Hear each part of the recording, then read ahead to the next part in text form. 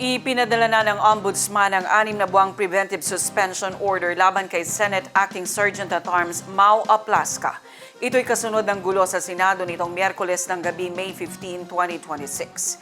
Iimbitahan ng Ombudsman ang lahat ng senador sa investigasyon nito kaugnay ng kaguluhan sa loob ng Senate Building. Padadalhan din ng sabina ang clips ng media practitioners na kasama ng NBI agents sa GSIS Building. Ang News Now sa report.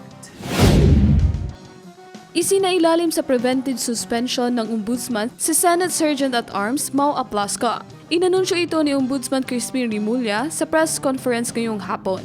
Ayon sa Ombudsman, ipinadala na kay Aplasca ang 6-month suspension order. Inimbitahan din ng Ombudsman ang lahat ng senador sa investigasyon nito kaugnay sa kaguluhan sa loob ng Senate Building nitong Miyerkules ng gabi, ayon kay Ombudsman Jose Crispin Remulla.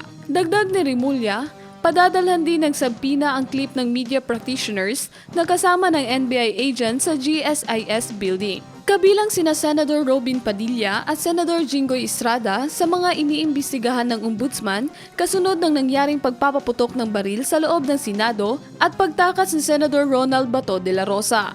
Sa ngayon, hinihingi na ng Office of the Ombudsman sa Senado ang kopya ng CCTV footage at sakaling may mawalang kopya, posibleng mapaghinalaan si Senador Jinggoy.